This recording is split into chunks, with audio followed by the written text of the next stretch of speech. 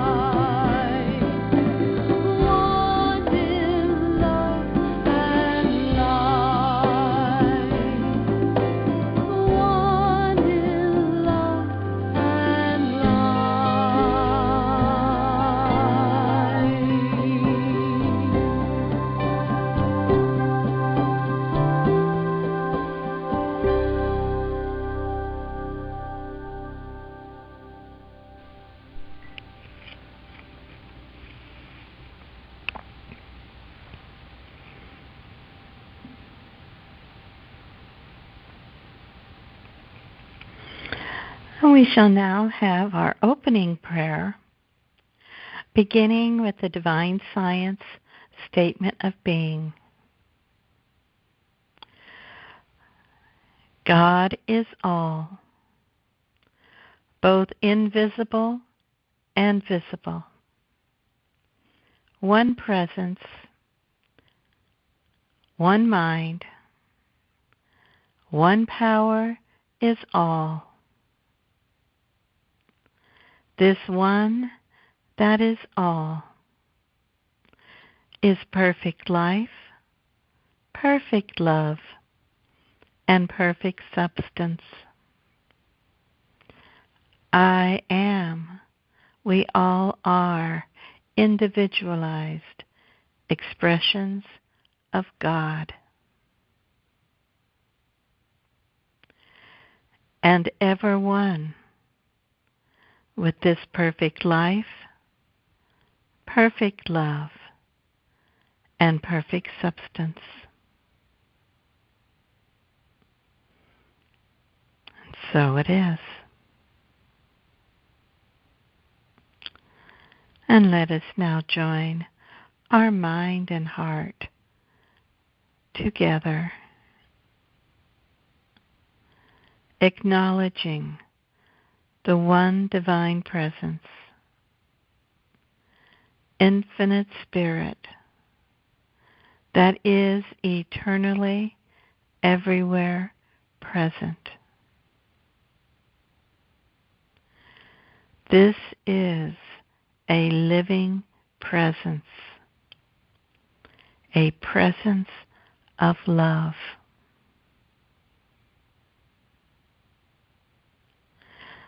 This all-encompassing love surrounds us and is expressing within us, through and as our very being. I am love.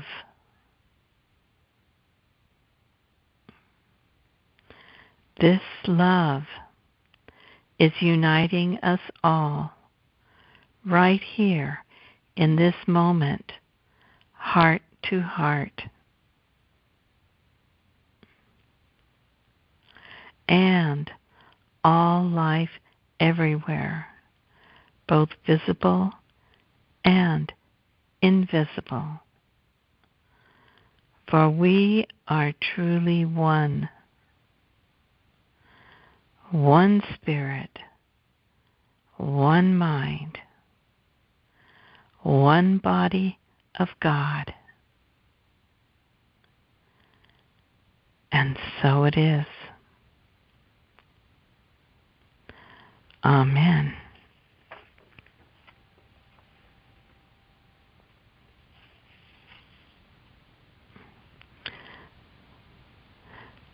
I shall now turn this over to Reverend Teresa. Good morning. I have a reading for you today from the Divine Science Daily Studies titled Testimony of Melinda Elliott Kramer, 1844 to 1906, founder of Divine Science. It was early one morning in the year 1885, during an hour of earnest meditation and prayerful seeking, that I asked the following questions in faith, believing that they would be answered, with a willingness to abide the decision, whatever it might be. Is there any way out of these conditions? Is there any power in the vast universe that can heal me? The answer to my earnest inquiry was an all-absorbing realization of a presence not heretofore realized. I realized it to be my life, my being, my health, knowledge, and power. It was an all-consuming fire, in that all things become it. Simultaneously, to find myself in God I experience the indrawing of all things. That is, that all are embraced within one eternal God. I beheld what to me was a new heaven and a new earth. There was before me a six-pointed star, pure and clear as diamond light, its center calm and clear as pure crystal, and radiating the light of life. My experience was that the bliss of being, God's Spirit, is the most perfect peace imaginable. Do you wonder at my earnestness in preaching this gospel of freedom, or at my determination to do all in my power to forward this movement of truth and extend it throughout the world and bring all to a knowledge of the truth of unity and brotherhood? Melinda Kramer was healed first in belief, then in body, after 25 years as an invalid. Her birthday was this past week, June 12th. Now I invite you to prepare to go within for a short time of meditation, getting comfortable, closing your eyes, turning your attention to your breath, gently noticing the in-breath and the out-breath.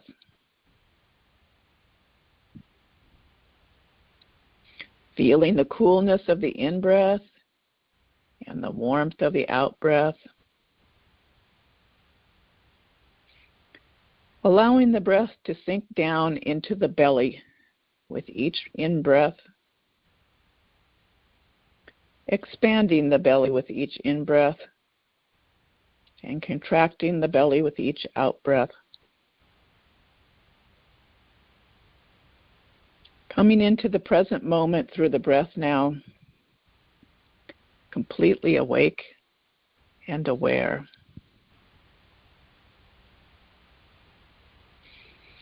I invite you to rest your eyes in the forehead, above the eyebrows,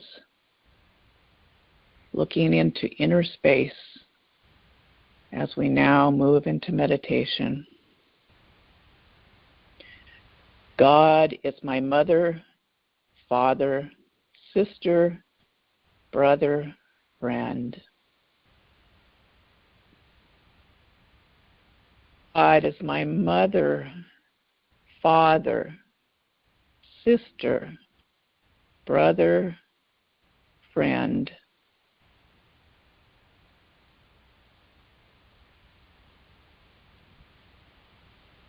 I live and move and have my being in God.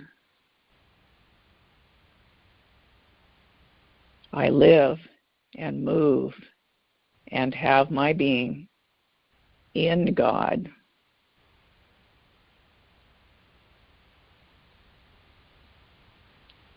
I am always in God.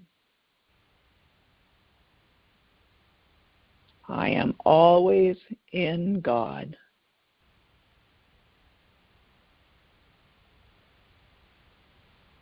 I am perfect, whole, and complete in God.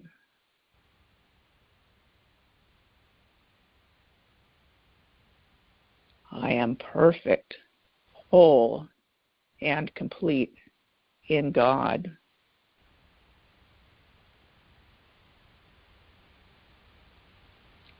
The body I have been gifted for this physical lifetime is perfect for my earthly sojourn.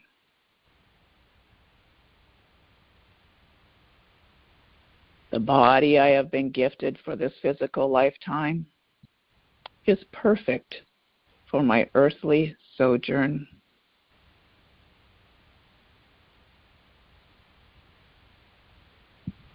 The body my spirit inhabits in this physical lifetime is a divine idea.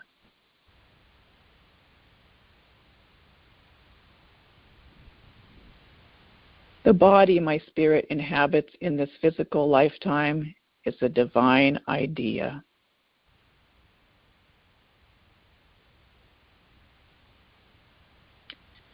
The Spirit of God indwells me.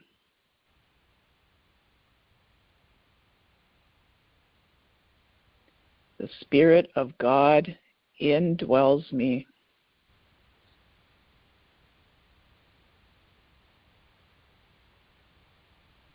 I am a divine idea in the mind of God.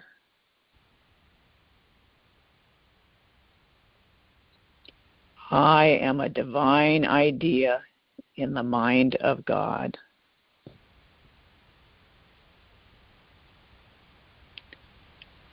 I am that I am.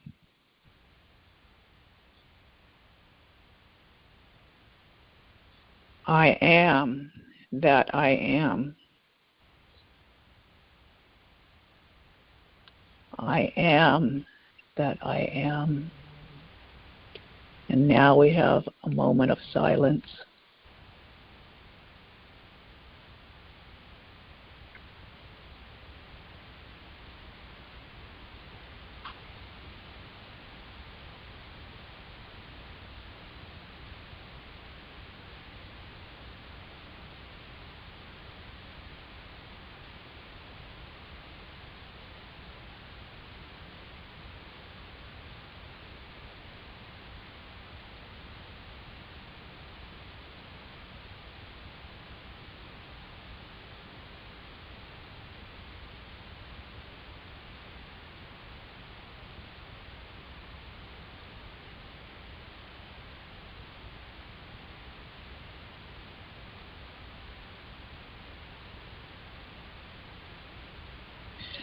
Now, having rested in the silence, I invite you to bring yourself back to awareness of the body, feeling grateful for God's presence within you, grateful that you live and move and have your being in God. And so it is.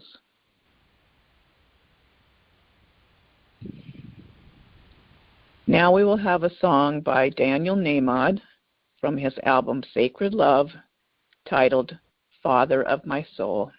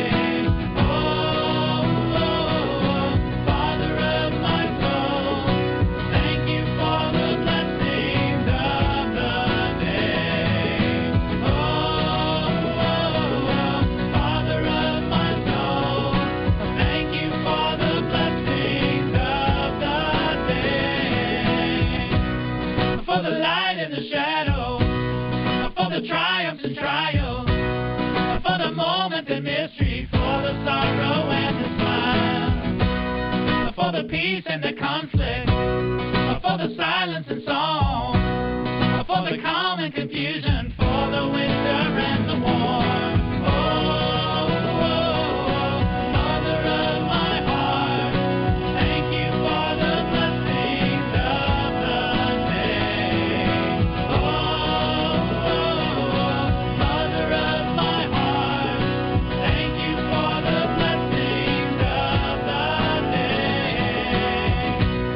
For the light and the shadow, for the triumphs and trials, for the moment and mystery, for the sorrow and the smile, for the peace and the conflict, for the silence and song, for the calm and confusion, for the winter and the warm, for the light and the shadow, for the triumphs and trials, for the moment and mystery, for the the peace and the conflict, for the silence and song, for the calm and confusion, for the winter and the moon. Father of my soul, thank you for the blessing of the day.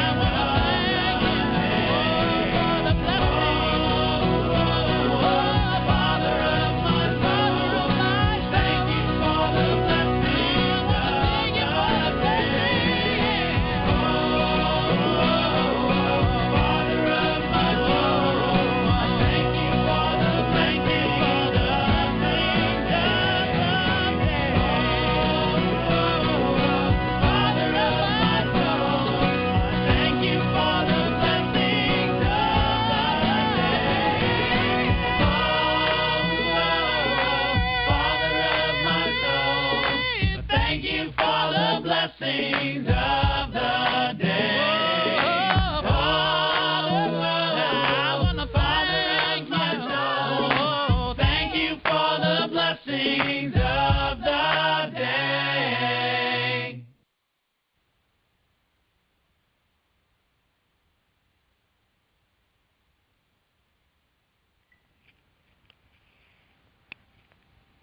This is Reverend Christine. My talk this week is part 3 of the New World Vision series. This series is based on Corrine Helene's work, America's Invisible Guidance. This work shares the spiritual foundation in which this country was founded upon. Our next founding father of interest is George Washington, born of aristocrats, on a large farm in Virginia on February 22nd, 1732. From childhood, Washington was deeply serious and thoughtful.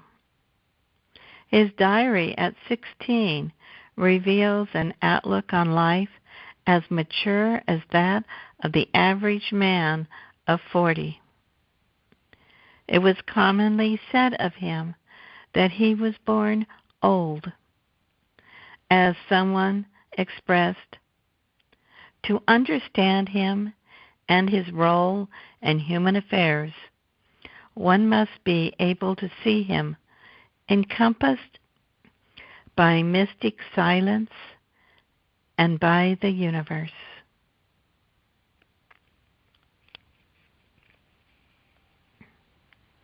On June 16, 1776, John Hancock, presiding officer of the Continental Congress, called upon Colonel George Washington to arise and announced that he had the order of Congress to inform him that, by unanimous vote, he was chosen to be General and Commander-in-Chief, to take supreme command of the forces raised and to be raised in defense of American liberty. At 43, he became Commander-in-Chief of the Army. In writing his wife, Martha, of the offer and his acceptance, he said, in quotes, "Destiny has thrown me into this service." Washington realized that the army he was building was called upon to undertake a task, perhaps greater than anybody of like strength had ever attempted. But for all that, he had an inner assurance that was unshakable. He felt his army would prove undefeated, and that it was the instrument by means of which there would be established a new and glorious nation. In this faith, a faith that with him was knowledge, he was able to survive every hardship and overcome every difficulty that stood between him and complete victory. Washington's Masonic connection began in the ancient Lodge of Fredericksburg, Virginia, on November 4th, 1752, where he was initiated into the order at the age of 20. By 1770, all the modern exoteric lodges in Pennsylvania had ceased to exist, and the ancient esoteric lodges were being established throughout all the provinces, both north and south. It is significant to note that the ancient lodges were unanimous and ardent in their support of the colonies, while the moderns gave their allegiance to the motherland.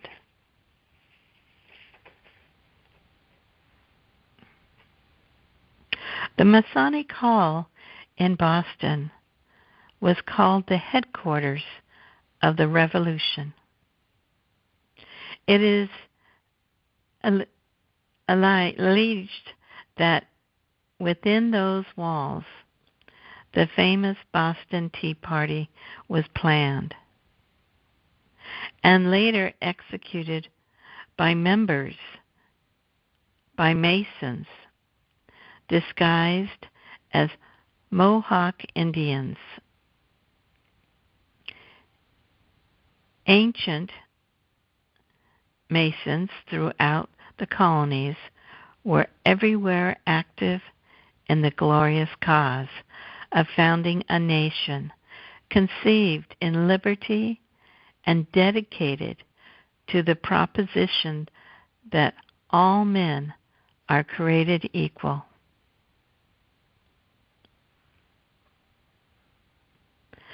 The first military lodge in the Continental Army was organized at the time of the siege of Boston during the Revolution. Many of the astounding colonies were initiated.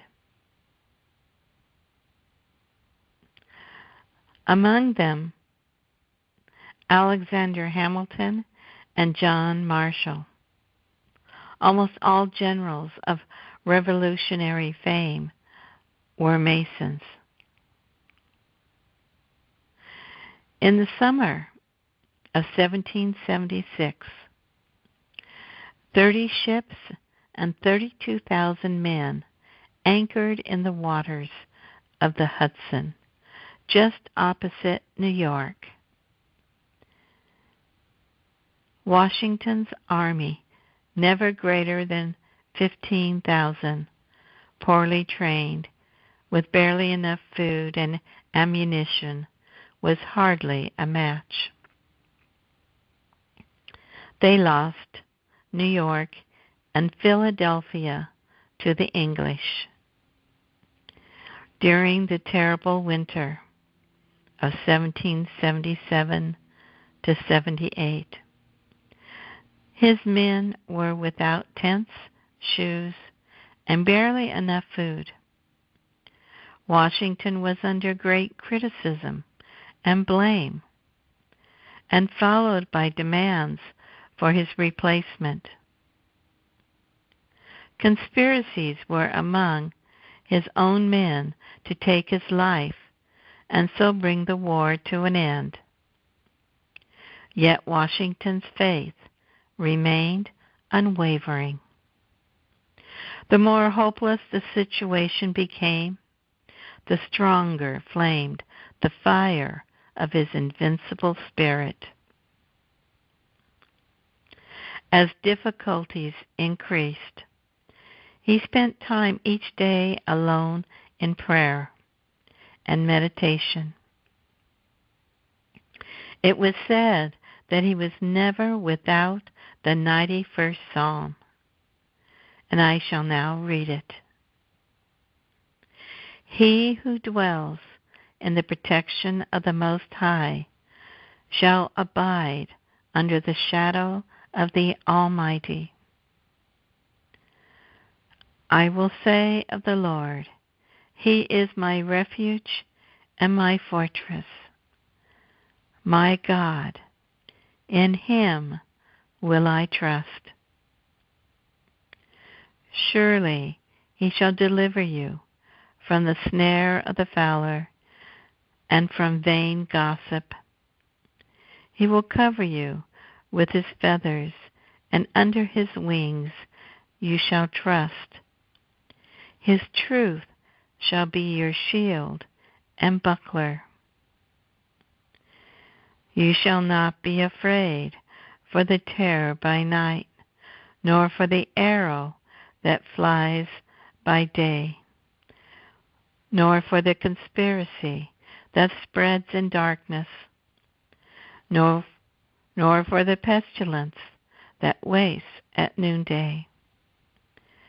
Thousands shall fall at your side, and 10,000 at your right hand, but it shall not come near you. Only with your eyes shall you behold the reward of the wicked. For you, O Lord, are my trust. You have established your habitation in the highest. There shall no evil befall you, neither shall any plague come near your dwelling. For He shall give His angels charge over you to keep you in all your ways. They shall bear you up in their hands, lest you dash your foot against a stone.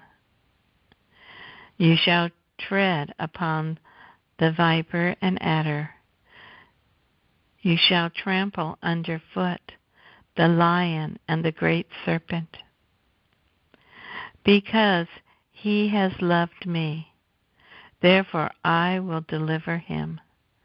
I will set him on high, because he has known my name. He shall come upon me, and I will answer him. I will be with him in trouble. I will deliver him and honor him. With long life will I satisfy him and show him my salvation. End of Psalm. He ordered prayer to be observed in the army every morning, and the reading of Thomas Paine's inspiring booklet, Crisis. On Sundays, if no chaplain was available, he read the Bible to his men and led the prayers, and would address them as Christian soldiers. An Indian warrior, after meeting Washington, made his prophetic statement about him.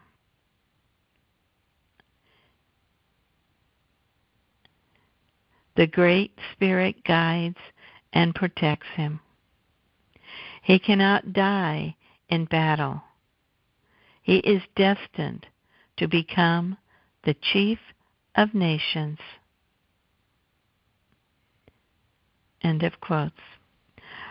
Washington was referred to as the clairvoyant politician because of his ability to look so clearly into the future and hence to predict forthcoming events with amazing accuracy.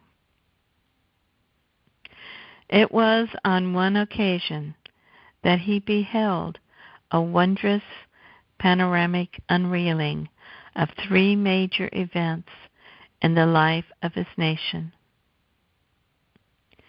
The following is a brief summary as recounted by one who had learned it from Washington himself.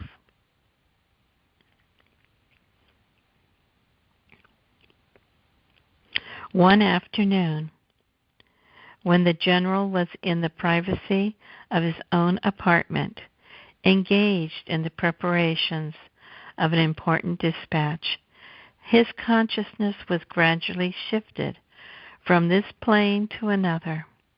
It became completely centered on the inner planes, where he found himself in the presence of an exalted being in a beautiful feminine form. Through her assistance, he was to read and understand a portion of the Akashic records pertaining to America's future.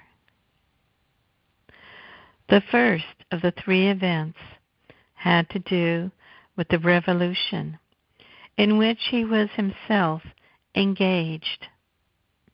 He beheld an angel scattering clouds of dark mist upon both Europe and America, which later merged in the mid-Atlantic.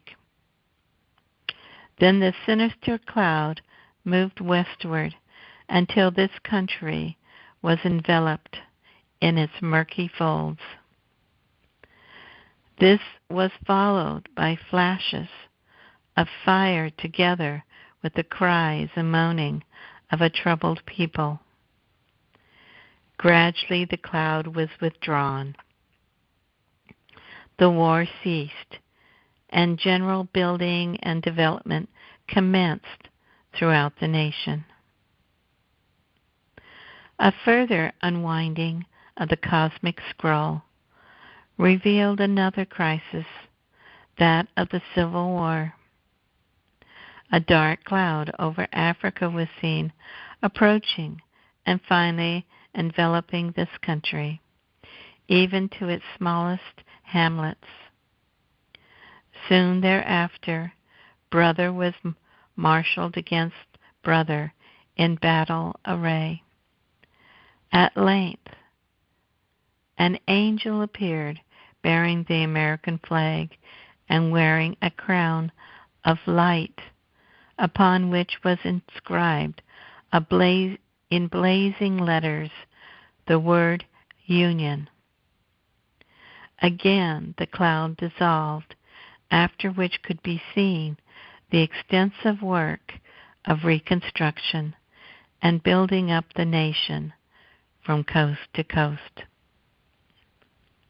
The final scene Washington beheld, dark, ominous clouds moved toward this land and presently overshadowing it completely. They came from three directions, from Europe, Africa, and Asia. In the darkened light that shone from this shadowy mass, vast armies were seen moving in many directions over land and sea. There was a great, vast devastation,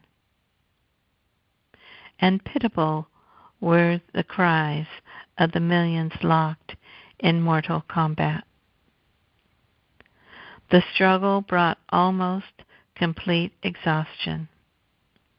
But at this stage, the appearance of legions of bright angels coming to their aid gave them fresh heart to renew the struggle and carry it to a victorious conclusion. Whereupon a triumphant voice from above declared that while the stars remain and the heavens send down dew upon the earth, so long shall the Republic last. End of quotes. It was on October 17th, 1781, that the surrender of Yorktown occurred, and Washington sent a hurrying messenger to Philadelphia to carry the glad news. April 1782, the Army offered a crown to Washington.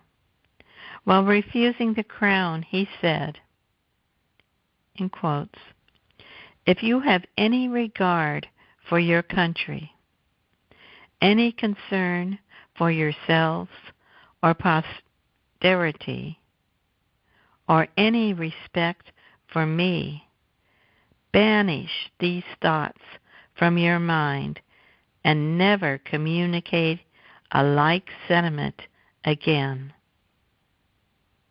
End of quotes. He turned in his resignation as Commander-in-Chief of the American forces and left immediately for his home at Mount Vernon, after being gone for the most of 8 years. But then he was called back to serve on April 30th, 1789. Washington was inaugurated the first President of the United States.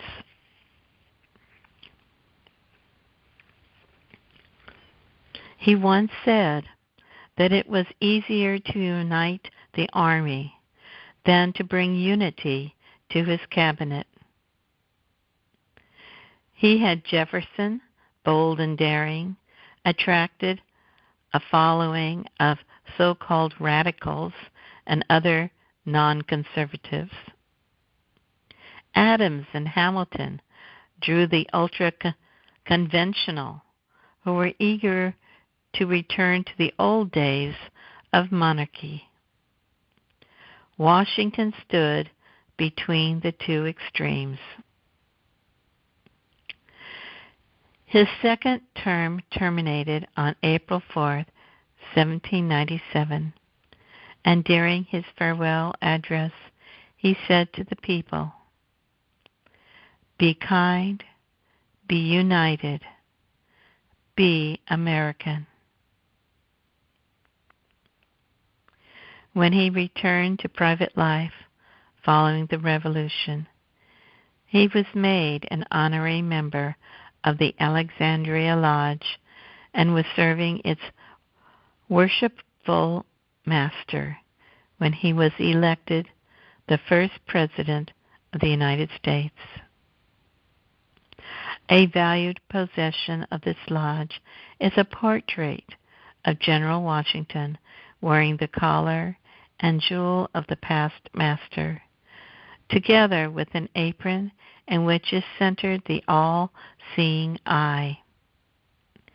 This lodge became a sanctuary dedicated to Washington's memory and was filled with cherished relics commemorative of his life and time. In 1871, the building burned down, but the most important relics were saved.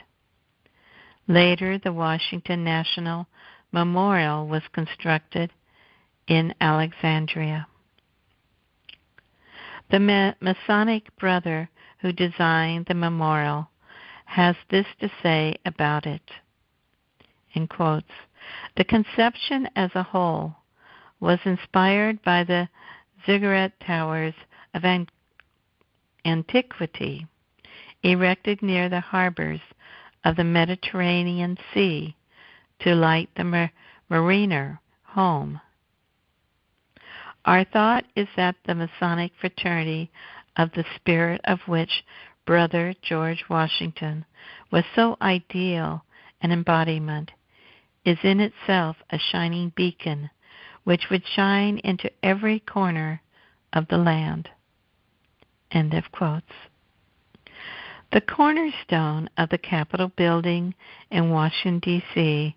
was laid with full Masonic honors on September 18, 1796, in the 13th year of American independence.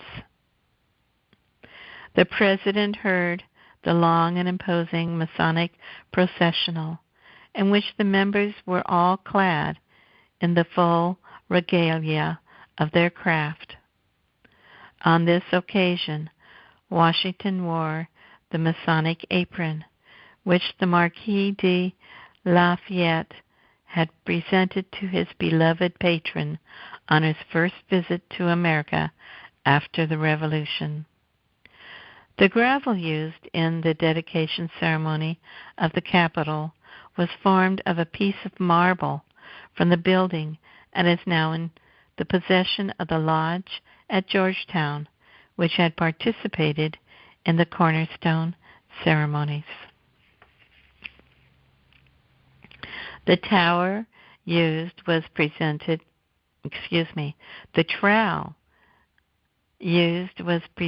by Washington to the Alexandria Washington Lodge.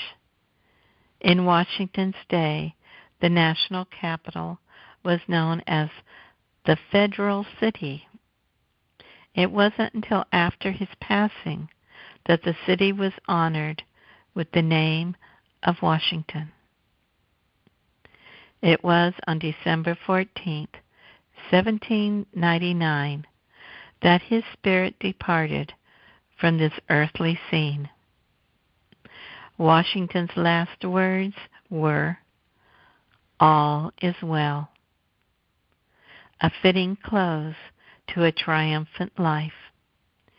In the funeral service, the mystic Masonic ceremonial was observed. The apron and cross swords were removed from the casket as the brothers each bestowed their parting gift, a sprig of acacia, which is the Masonic emblem of immortality, and then formed themselves into a mystic circle around the tomb. The following Masonic prayer was dedicated to Washington. In quotes, "When your light shall be no more visible in this earthly temple, may you be raised to the all-perfect lodge above and be seated on the right hand of the Supreme Architect of the universe, and there receive the refreshment your labors have merited." The end.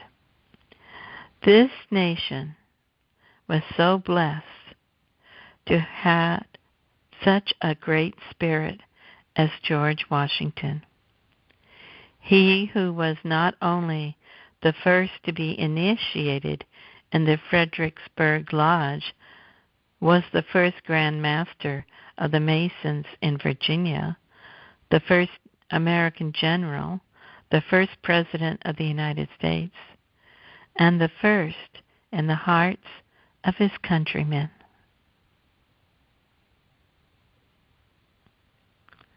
And so it is. I shall now pass this over to Reverend Sheree.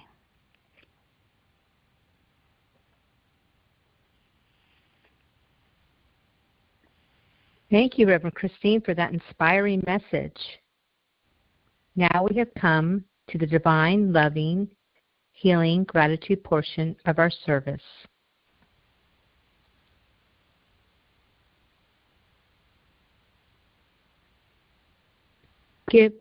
We give gratitude for that which is ours to give and for that which we have received.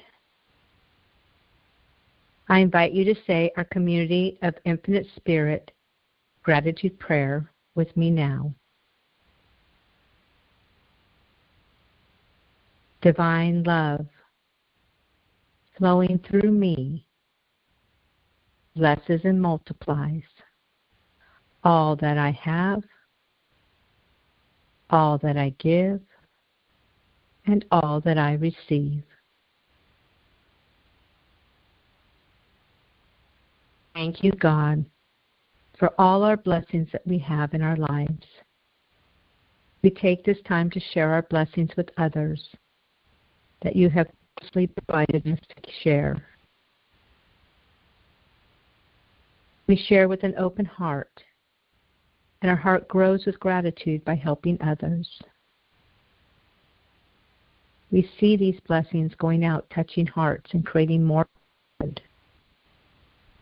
Thank you for this opportunity to share. And so it is.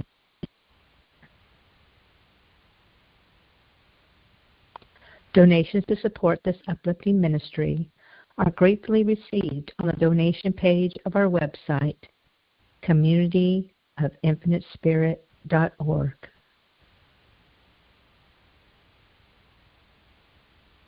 We will now move to our healing prayer circle. I invite you to imagine in a circle together, holding hands. Begin to feel the love, this radiating energy of love, flowing hand to hand and heart to heart. A circle of love and light. Let us turn within. I invite you to close your eyes and take in a few slow, deep, conscious breaths. Let us breathe together.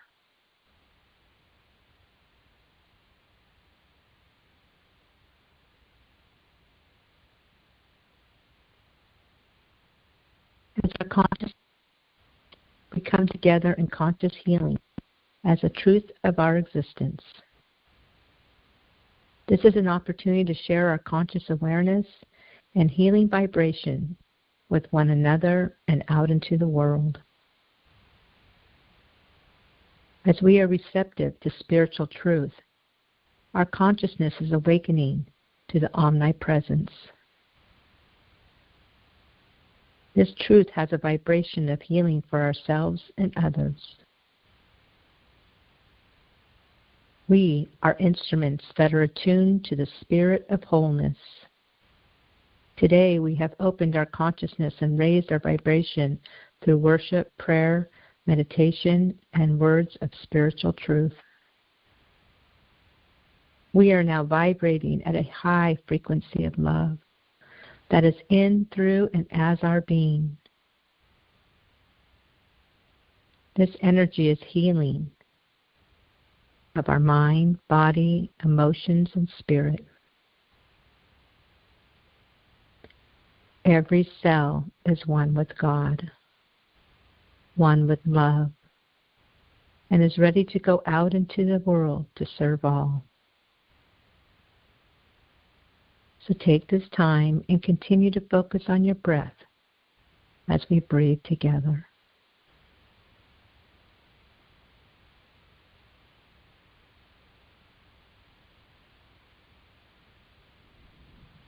Now focus on your heart energy, feeling the heart energy expanding with every breath.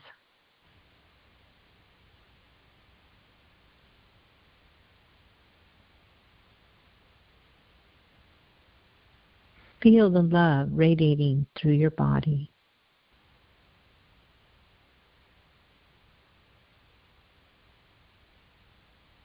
As the heart energy expands through every cell of your body with every breath, we now send this vibration of oneness, of God, out to a family member, a friend, a personal relationship.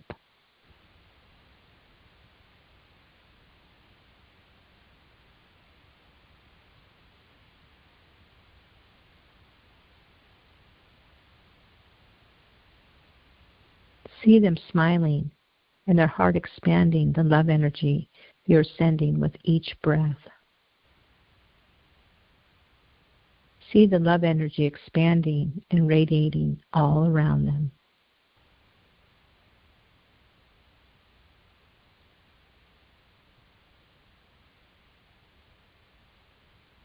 They are glowing with the pure Christ light, the Christ light that is within their being.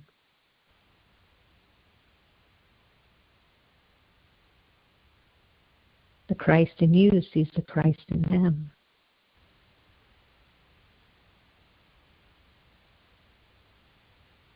This Christ light is radiating and expanding throughout their whole being, mind, body, and soul. Sit with this connection that is being strengthened with every breath.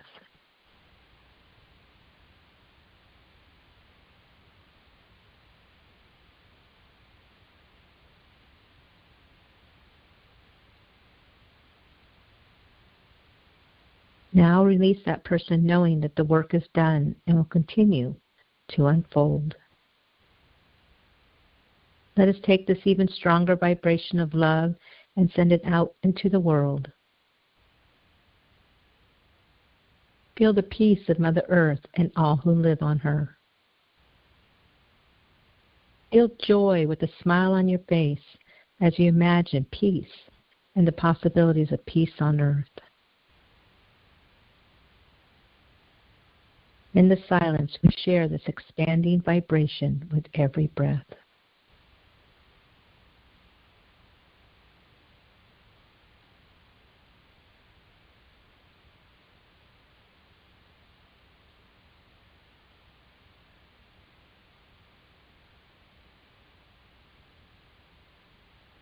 Thank you for sharing your love and light in this healing prayer circle.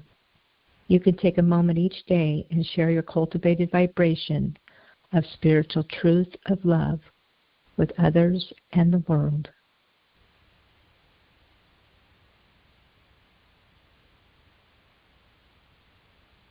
Now we will have our closing song. The song is by Karen Drucker from her album Songs of the Spirit 3, titled Grateful. Grateful, grateful, grateful for all the love that I have. Grateful, grateful, grateful for all the love that I have. I am so grateful, so grateful. I am grateful for all the love that I have. I am so grateful, so grateful. I am grateful for all the love that I have. Everywhere I look and every face I see is love reflected, shining back to me. I just give thanks for all these simple things, the joy and peace that gratitude brings. That's why I'm grateful, so very grateful. I am grateful for all the love that I have. I am so grateful, so very grateful. I am grateful for all the love that I have. Every day I wake before I open my eyes, I count my blessings and I realize life is a miracle when I see it that way. I focus on the beauty, that's why I've got to say how I'm grateful, so grateful. I am grateful for all the love that I have. I am so